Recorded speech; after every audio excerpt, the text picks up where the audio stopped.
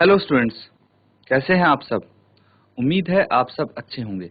ICT virtual classroom में आप सबका स्वागत है। मैं विकास, कक्षा 10 का मैथ्स कर रहे हैं स्टूडेंट्स हम, और हम जो क्वेश्चन प्रैक्टिस कर रहे हैं वो है सांख्यिकी चैप्टर से। तो चलिए चलते हैं स्मार्ट बोर्ड पे कुछ क्वेश्चन प्रैक्टिस करते हैं। तो स्टूडेंट्स, जैसा कि आप देख पा रहे हैं, सांख्यिकी में यानी स्टैटिस्टिक्स में हम जो क्वेश्चन प्रैक्टिस कर रहे हैं वो है माध्यक निकालने वाले। तो बेसिकली हमें माध्यक निकालना है और उसका फॉर्मूला आपके सामने है, सूत्र यहाँ पे दिया हुआ है, गिवन है। तो इस सूत्र का इस्तेमाल करके आपको यहाँ पे माध्यक निकालना होगा। आपको इस सूत्र में जो जो चीजें दी हैं उनके बारे में भी पता है कि भाई एल क्या है, एन, एफ, सी एफ, ये सब क्या चीजें हैं, इनका आपको पता है। तो मैं मानता हूं कि आप ये चीजें इजीली फाइंड आउट कर सकते हैं किसी डाटा से, और फिर फॉर्मूला यूज करके आंसर भी आप निकाल सकते हैं। तो चलिए क्वेश्चन करके देखते हैं इसके आधार पे। तो यहाँ पे एक क्वेश्चन है, निम्नलिखित सारणी 400 नियॉन लैंपों के जीवन कालों को प्रदर्शित करती है। तो यहाँ पे कुछ नियॉन लैंप हैं, वो कितने घंटे चलते हैं, ठीक है, उनका जीवन काल कितने घंटे का है, ये यहाँ पे बताया गया है। तो आपको क्या बताना है, एक लैंप का माध्यक जीवन काल आपको ज्ञात करना है कि इसका माध्यक जीवन काल क्या होगा, ये बताना है आपको।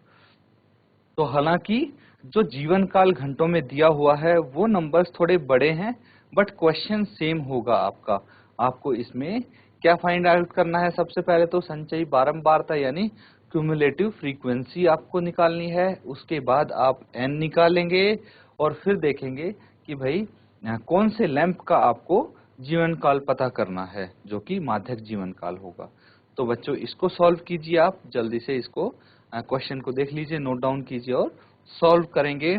और जैसे ही आपका आंसर आएगा आप अपना आंसर चैट के माध्यम से यहाँ पे भेज देंगे। तो स्टूडेंट्स, यहाँ पे जब हम सॉल्व करेंगे इसको, बच्चों जिस किसी का भी आंसर आए आप चैट के माध्यम से भेज दीजिए अपना आंसर। तब तक यहाँ पे हम इसका वर्ग अंतराल लिखते हैं, बारंबारता और संचयी बारंबारता लिखने की कोशिश करते हैं। तो वर्ग अंतराल आपको गिवन है, वही लिखेंगे हम। वर्ग अंतराल दिया हुआ है जो क्वेश्चन में, वही लिखेंगे। वर्ग अंतराल मतलब क्लास इंटरवल, CI इसको हम बोल सकते हैं। फिर हम लिखेंगे बारंबारता। बारंबारता ये भी जो गिवन है वही लिखेंगे आप। फ्रीक्वेंसी, और इसके बाद आपको क्या लिखना है, संचयी बारंबारता।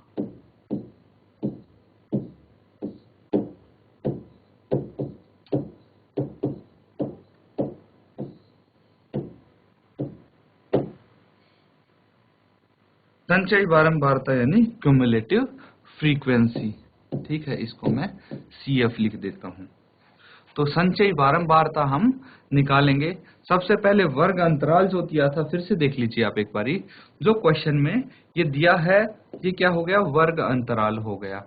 1500 से 2000, 2000 से 2500, ऐसे करके 4500 से 5000 तक हम लिखेंगे।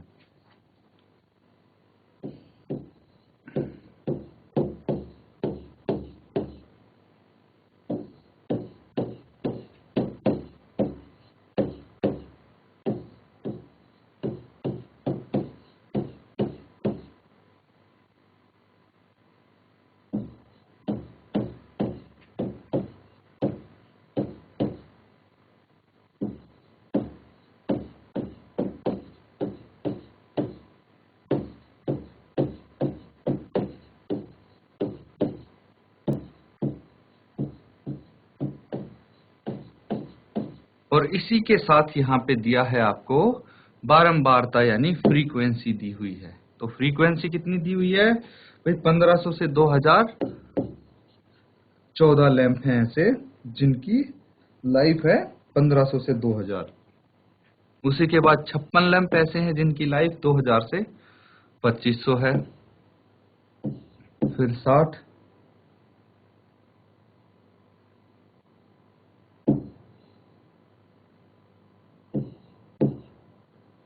फिर 84, 74, 62 और 48। तो देखिए यहाँ पे हमें टोटल करने की भी जरूरत नहीं है। जब हम संचयी बारंबारता निकालेंगे तो उसमें अपने आप टोटल होके लास्ट वाली टर्म टोटल होके ही आएगी। तो 1500 से 2000 तो 14 ही रहेगा। लेकिन जब हम देखेंगे कि भाई 1500 से 2500 तक कितना हो जाएगा, 14 प्लस 56, इसमें हम एक एक ऐड करते जाते हैं।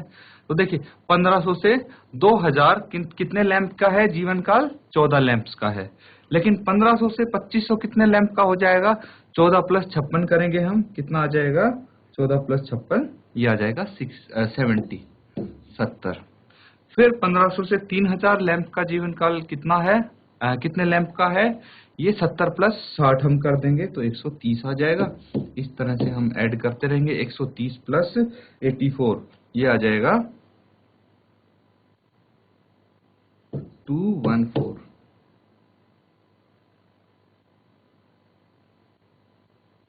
और फिर उसके बाद 214 प्लस 74, ये 4 और 4 8, और 7 और 1 8, 2 का 2, 288 आ जाएगा। फिर उसके बाद 288 प्लस 62 कितना हो जाएगा, 8 और 2 10, 1 हासिल, 8 और 6 14 और 1 15, 1 हासिल, 2 और 1 3, 350। फिर 350 प्लस 48 ये कितना आ जाएगा, 350 प्लस 48 आ जाएगा 8 का 8, 8 और 5 और 4 9, 3 का 3, 398 आ जाएगा। तो स्टूडेंट्स ये हमारे पास CF आ गया। तो इसका N क्या होगा बच्चों, ये भी 398 होने वाला है, यानी कि N आ गया 398।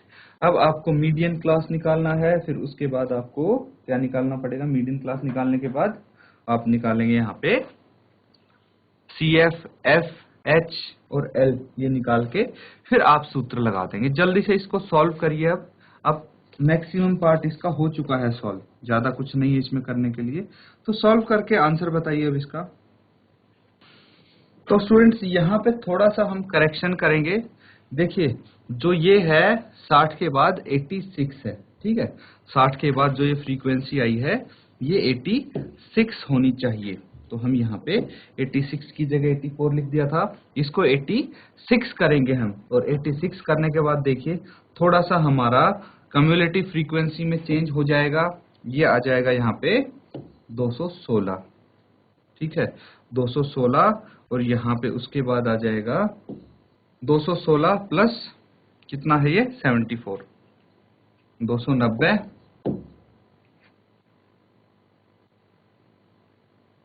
फिर 352 और 400।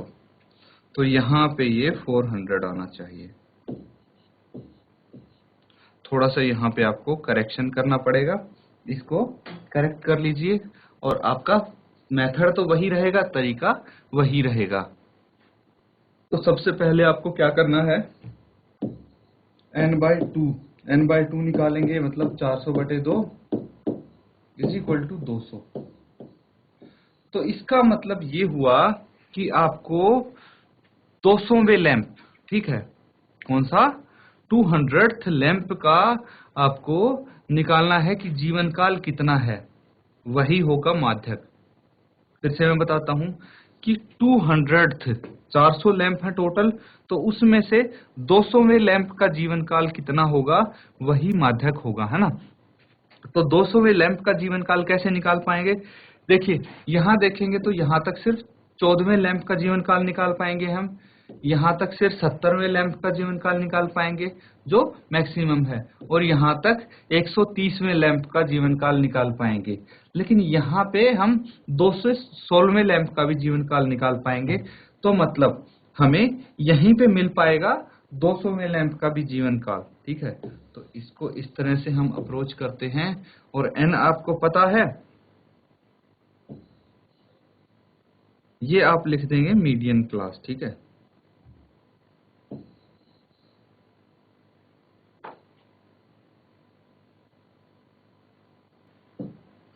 मीडियन क्लास आपको पता लग गई, माध्यक वर्ग जिसे बोलते हैं। अब देखिए स्टूडेंट्स, यहाँ पे मेरा कहने का मतलब क्या है कि भाई यहाँ पे हमें 131वें लैंप का भी जीवन काल पता लग जाएगा, 132वें लैंप का जीवन काल पता लग जाएगा और 200वें लैंप का जीवन काल इसी में होगा। एग्जैक्टली नहीं पता हमें, ठीक है, लेकिन हमें पता लग जाएगा कि भाई 215वें लैंप का जीवन काल कितना होगा, है ना। 215वें लैंप का, 216वें लैंप का जीवन काल कितना होगा, ये सब यहाँ पे हमें पता लग जाएंगे। ठीक है स्टूडेंट्स, तो इतना हमें अगर पता लग गया तो हम इसको क्या कर सकते हैं। देखिए ये चीज आप ध्यान से समझिए कि इन 86 में से ही हमें पता लग जाएगा कि भाई किसी लैंप का जीवन काल क्या है। मान लीजिए अब एग्जैक्ट नहीं पता हमें, लेकिन ये पता है कि भाई 3000 से 3500 तक हो सकता है, 131 में लैंप का कुछ भी जीवन काल हो सकता है। ठीक है, 132 में लैंप का भी इसके बीच में ही आएगा। तो इतना आइडिया हमें लग गया है, तो इसके लिए हम क्या कर सकते हैं, इतना हमें पता लग गया, वेरी गुड। अब हम यहाँ पे जो जो हमें टर्म्स पता हैं वो लिख लेंगे। जैसे f कहाँ पे हम लिखते हैं, f कौन सा होता है भाई, जो मीडियन क्लास होती है उसकी फ्रीक्वेंसी, उसकी बारंबारता को ही हम f लिखते हैं। उससे एक पहली, ठीक है, एक टर्म पहली प्रीसीडिंग क्लास की कम्युलेटिव फ्रीक्वेंसी को ही हम CF मानते हैं, कम्युलेटिव फ्रीक्वेंसी मानते हैं। और जो मीडियन क्लास है उसी का जो निम्न वर्ग है उसको ही हम क्या मानते हैं, L मानते हैं। ठीक है स्टूडेंट्स, उसके बाद आपको और क्या निकालना है, H निकालना है। N तो आ ही गया है, H कैसे निकालेंगे भाई, जो इसका माप होगा, वर्ग का माप होगा, वही आपका H भी आ जाएगा। तो सभी टर्म्स आ गई। अब फॉर्मूले में रखना है आपको इनको। तो बच्चों ये निम्न सीमा हो गई है ना, निम्न सीमा हो गई ये। फिर उसके बाद H जो इनके बीच का डिफरेंस है, H कितना आ गया, H आ गया 500 आ गया H। तो इस तरह से हमारे पास CF, F, N, L और H आ गया है। अब हमें क्या करना है, हमें माध्यक निकालना है। माध्यक का सूत्र जो है वो अप्लाई करना है और इसको सॉल्व करने है। तो जल्दी से कीजिए इसको सॉल्व।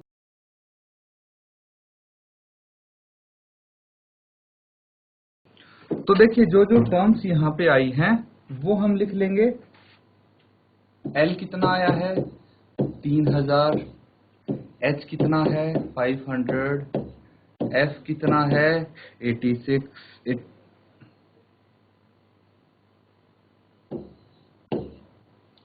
और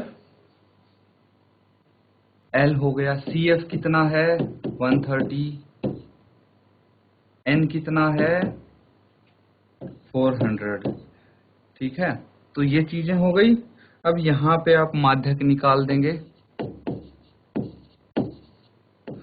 माध्यक यानी मीडियन।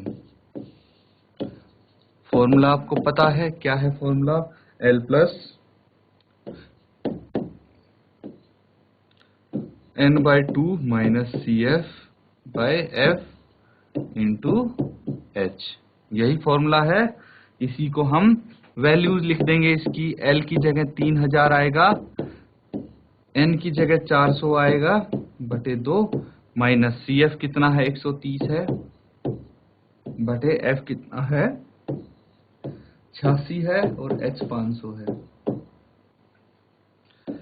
आगे इसको सॉल्व करेंगे। 3000 प्लस 400 डिवाइडेड बाय 2 कितना हो गया 200, 200 माइनस 130 बटे 86 इंटू 500। अब देखिए इसको हम माइनस कर देंगे, 200 माइनस 130 70 हो गया। तो आप लिख देंगे कि भाई 3000 प्लस 70 बटे 130 इंटू 500 भी तो है न्यूमरेटर में, इसको मल्टीप्लाई करेंगे तो ये कितना आ जाएगा 70 इंटू 500, ये आ गया 5 सत्ते 35, 1 2 3, 35,000 बटे 130 यहाँ पे आ जाता है आपको 35 बटे, ये है बच्चों 86 यहाँ पे। ठीक है, ये F 86 था तो 86 यहाँ पे आ जाएगा, 86 यहाँ पे आएगा। अब इसको डेसिमल में आप निकाल लीजिए, 86 से डिवाइड करना है 35,000 को, तो इसको डिवाइड करिए। कैसे करेंगे? 8 तिया 24, 8 चौक 32, ठीक है। ये तो आपको आती होगी। 8 से हम जो ये पहली दो टर्म है इनको डिवाइड करके देखेंगे कितना आएगा। 8 चौके 32 होता है, तो 4 पे हम इसको ले जाके देखेंगे 86 इंटू 4 कितना होता है। तो 6 चौके 24, 2 हासिल, और 8 चौक 32 और 2 34, 344 आ गया यहाँ पे। 344 आ गया। कितना बच गया यहाँ पे? 6 बच गया, और 0 हमने उतार लिया, तो यहाँ पे 0 जा 86 0 जा 0 आएगा, और ये 60 बच जाएगा। फिर से हमने क्या किया, यहाँ पे एक 0 उतारा था, एक 0 यहाँ पे उतार लिया हमने। अब कितने पे जाएगा ये? तो 8 पंजे 8 चौक 32, 8 पंजे 40, 8 छीक 48, 8 7 56। तो ये किस पे जा सकता है? ये 7 या 6 पे जा सकता है, ठीक है। तो अगर हम इसको 7 से करते हैं, 86 इंटू 7 मल्टीप्लाई करके देखते हैं। अगर ये 600 से छोटा आया तो ठीक है, 7 पे ही जाएगा, नहीं तो 6 से हम मल्टीप्लाई करके देखेंगे। तो 7 6 42, और 4 बच गए। 8 इंटू 7 56 प्लस 4 60। तो देखिए ये थोड़ा सा बड़ा आ रहा है 600 से, इसलिए हम इसको 6 से करेंगे। तो 6 से मल्टीप्लाई करेंगे, 6 इंटू 6 36, 3 हासिल, 8 6 48, और 3 51, 516 यहाँ पे आ जाएगा। कितना बच गया? 84 बच गया यहाँ पे, और हमने डेसिमल लगा के एक 0 और यहाँ पे उतार ली। डेसिमल लगा के 0 उतार ली, तो 8 9 जा करके देखते हैं, क्योंकि ये 80 से तो ऊपर जा रहा है। तो 9 जा करके देखते हैं कितना आता है। 9 6 54, 5 हासिल, 8 9 जा 72 प्लस 5 77, ठीक है। यहाँ पे कितना बच जाएगा? 6, और यहाँ पे फिर से 6, ठीक है। तो फिर से हम यहाँ पे 0 उतार सकते हैं। 0 उतारने के बाद हमें क्या करना है? यहाँ पे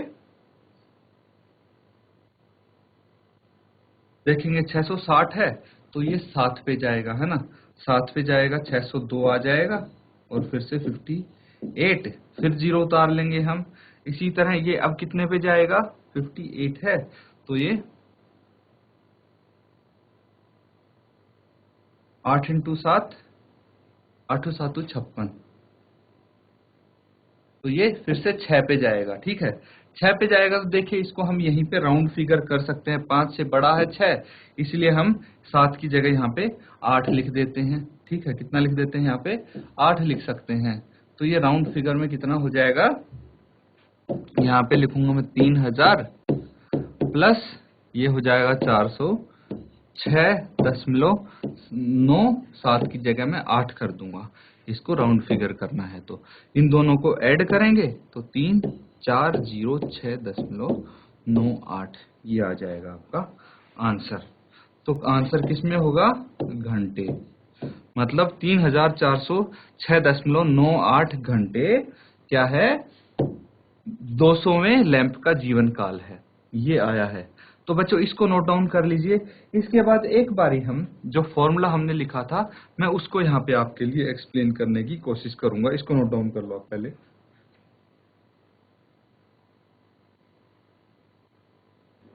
तो स्टूडेंट्स देखिए, हम ये फॉर्मूला कैसे अप्लाई किया हमने वो देखते हैं। फॉर्मूला क्या था हमारे पास? माध्यक निकाला था हमने।